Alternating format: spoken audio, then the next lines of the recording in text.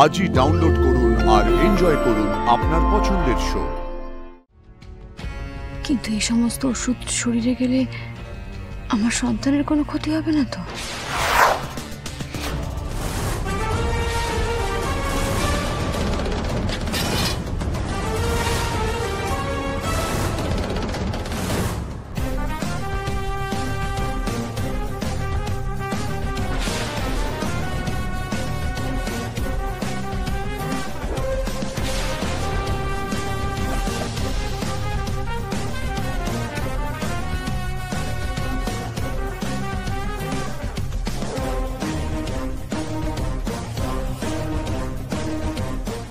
কি তুমি এই সবে দৌড়ে চলে গেলে, আবার নতুন শাড়ি পরে এর মধ্যেই চলে এলে? তুমি কি ম্যাজিক জানো নাকি গো? কি বললেন কিঞ্জল স্যার? এক্ষুনি দৌড়ে পালিয়ে গেল? বৌদিদি, দৌড়তে হবে, দৌড়তেই হবে। শ্যামলী,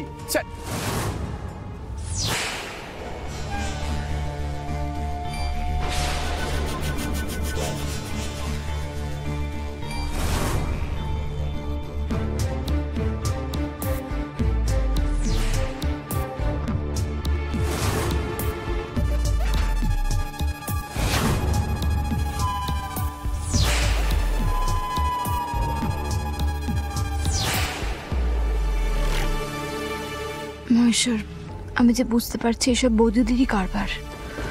আজই ওর সাথে একবার কথা বলতে হবে। না, কথা বলে কি হবে? হাতে নাতে ধরতে হবে। তোর বাবা ঘুমের চোখ একেবারে চুড়ে আসছে।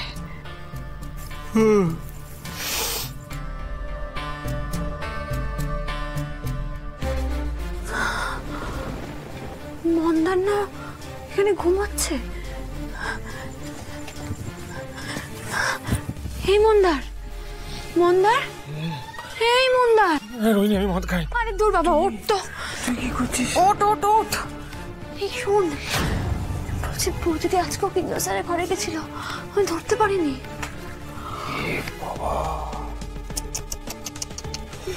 আমি তো এখানে পাহাড়া দিচ্ছিলাম রে। কি করে ঘুমিয়ে পড়লাম বুঝতেই পারছি না। আমারও তো মরণ ঘুম পেয়েছিল জানো। আরে আমারও রে। হ্যাঁ, রোজ রাতে তো আমি উঠছি আজকাল, কিন্তু আজকে চোখ তাকাতেই পারছি না, এত ঘুম পাচ্ছে। আর আর অনিকেত, আমি যখন বিছানা থেকে নামি একটু নড়াচড়া হলে ও জেগে যায়, আজকে ও করে ঘুমাচ্ছে। তাহলে কি করা যায় বলতো?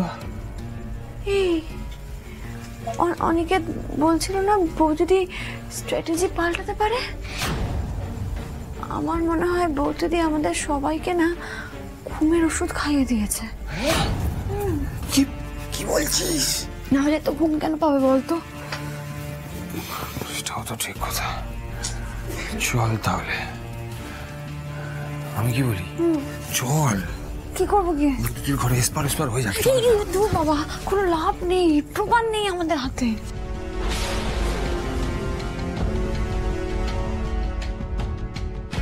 কিন্তু এই সমস্ত ওষুধ শরীরে গেলে আমার সন্তানের কোনো ক্ষতি হবে না তো? না না না, খুব সতর্ক থাকতে হবে আমাকে। আর যত দ্রুত সম্ভব বৌদিদিকে ধরতে হবে।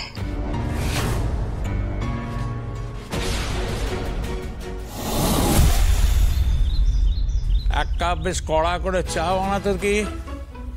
সকাল থেকে যে মাথাটা ধরে আছে, বাপ রে বাপ।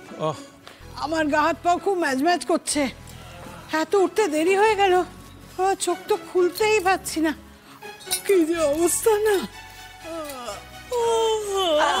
ও বাবা, তোমাদেরও সেই একই অবস্থা না? আমি তো ভাবলাম আমার বোধহয় শরীর টরীর খারাপ করলো কিনা, আবার কে জানে। আমারও তো সেম অবস্থা। এই নাটক, কাল সবার খাবারে ঘুমের ওষুধ দিয়ে এখন নাটক করছে।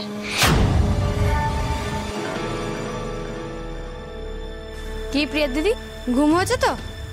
এবার মাথা ঠান্ডা করে পুরনো যা কিছু হয়েছে সবটা ভুলে গিয়ে নতুন করে শুরু করো। এই তো প্রতিম দাদা এসে গেছে, বাড়ির বড়রাও রয়েছে, সবার সামনে আমি বলছি, এবার তোমরা তোমাদের মান অভিমান সব মিটিয়ে নাও দেখি। হ্যাঁ সেই, এবার সত্যি সব মিটিয়ে নেব। ঝগড়াঝাটি, মান অভিমান কিচ্ছু থাকবে না। উফ, ফাইনালি তাহলে তোদের মাথা থেকে ডিভোর্সের ভূতটা নামলো। ব্যাস, তাহলে তো আর কোনো চিন্তাই নেই। সত্যি আর কোনো চিন্তা নেই। ঠিক যেমন আমরা দুজন দুজনের ভুলটা বুঝতে পেরেছি, তেমনি আরো আর একটা জিনিস বুঝতে পেরেছি, আমরা কিছুতেই একে অপরের সাথে থাকতে পারবো না। তাই আমরা ঠিক করেছি আমরা আজকেই ডিভোর্স পেপারে সাইন করব। সত্যি তোরা সেই এক ওই ডিভোর্স নিয়ে ভেবে চলেছিস? তোদের কি এমন সমস্যা হয়েছে বলতো, যেটা মেটানোই যাচ্ছে না? প্রতিম দাদা বারবার কেন ডিভোর্সের কথা বলছো বলো তো, আমি তো সেটাই বুঝতে পারছি না। দাদা ভাইয়ের সময় তো দেখলি শুধু জেদের বসে দুজনে আলাদা ছিল। প্রতিম, তোরাও কিন্তু সেম ভুল করছিস। দেখ, তোদের মধ্যে যা হয়েছে সব মিটমাট করে নে না, তাতে তোরাই ভালো থাকবি।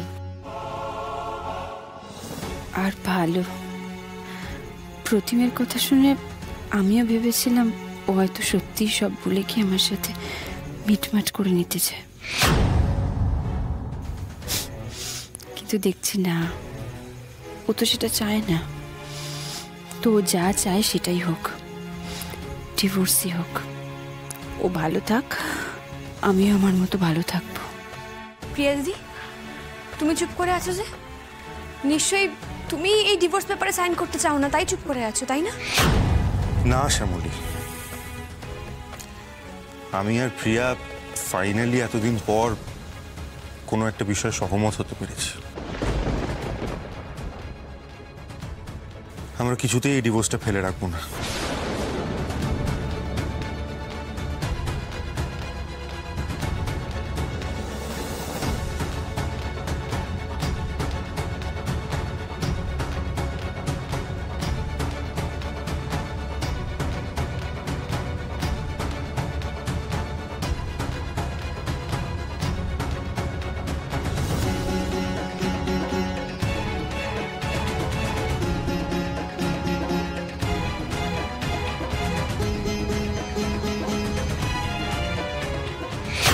মহেশ্বর, তুমি দেখো যেন প্রিয়া দিদি সইটা না করে। ওর মুখ দেখে আমি বেশ বুঝতে পারছি ওর কষ্ট হচ্ছে। প্রিয়া দিদি, তুমি সইটা করো না গো, প্লিজ করো না।